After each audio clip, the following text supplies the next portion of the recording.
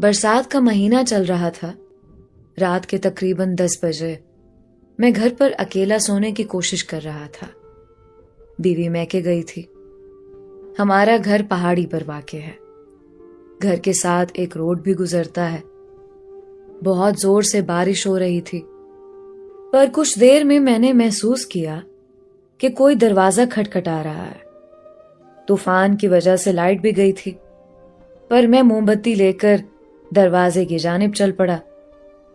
دروازے کے پاس پہنچ کر دروازہ کھولنے سے پہلے دروازے سے کان لگایا کہ سچ میں کوئی دروازہ کھٹکھٹا رہا ہے یا پھر میرا وہم ہے.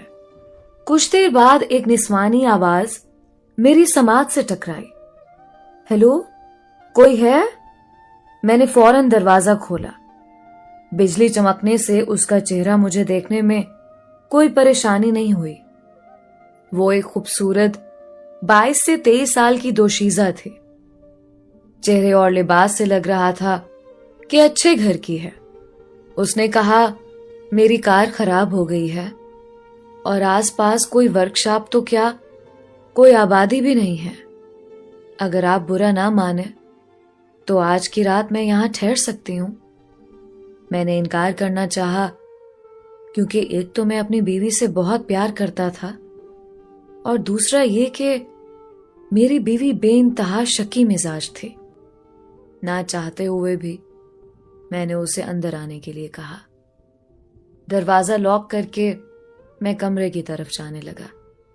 وہ بھی میرے پیچھے پیچھے چلنے لگی.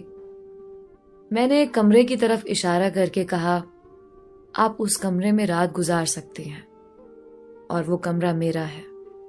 کسی بھی چیز کی ضرورت ہو تو آپ مجھے کہہ سکتی ہیں. وہ کافی بھیگ چکی تھی. اس نے مجھ سے ٹاول مانگا. میں نے کہا، کمرے میں سب کچھ ہے. آپ چاہیں تو الماری میں میری بیوی کے کپڑے لے سکتی ہیں. بس جس طرح کپڑے نکالیں اسی طرح واپس رکھ دینا.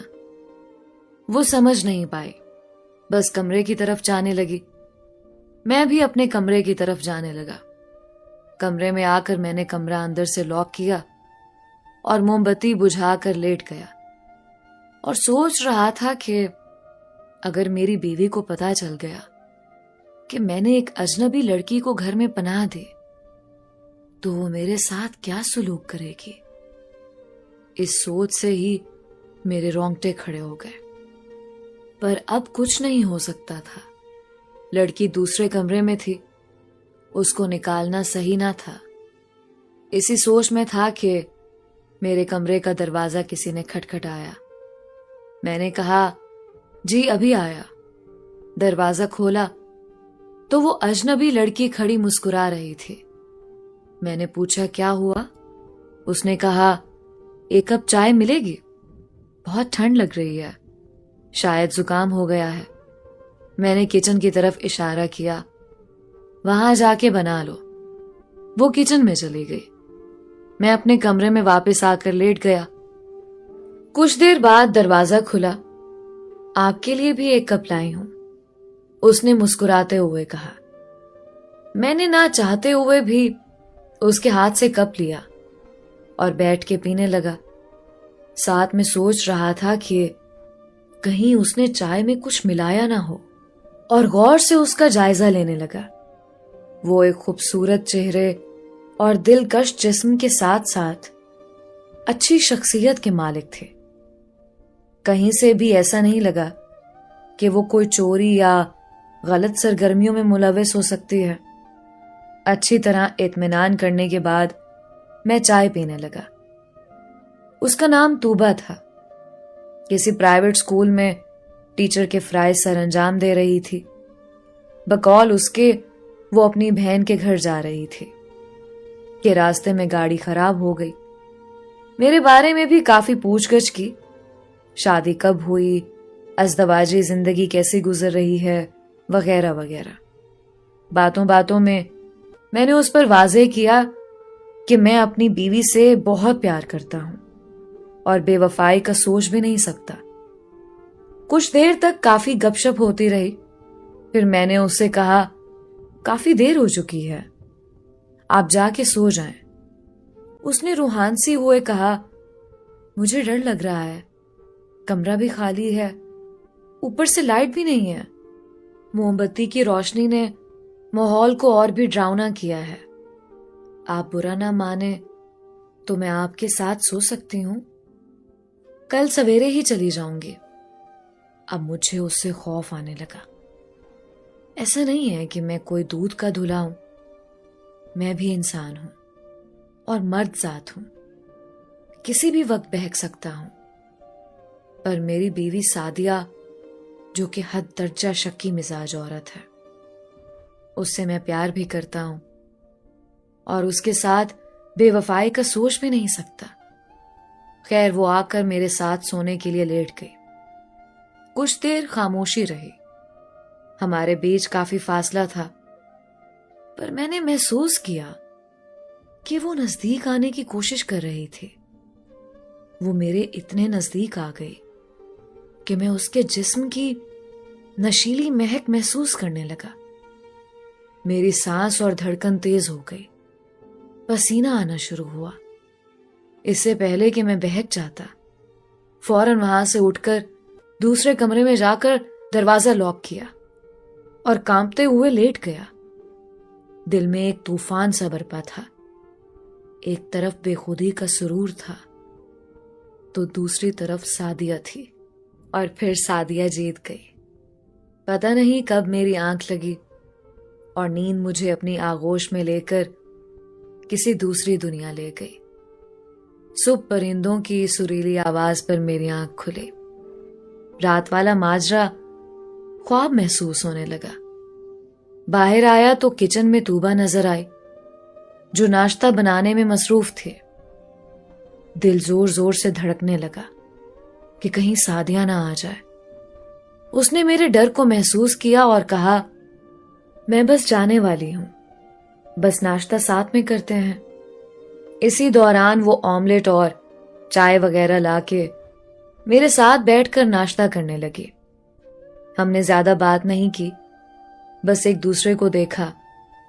مجھے سمجھنے میں ذرا سی بھی دشواری نہیں ہوئی کہ وہ رات بھر نہیں سوئے، شاید ڈر کی وجہ سے یا پھر جوانی کی پیاس بجھانے کی طلب سے۔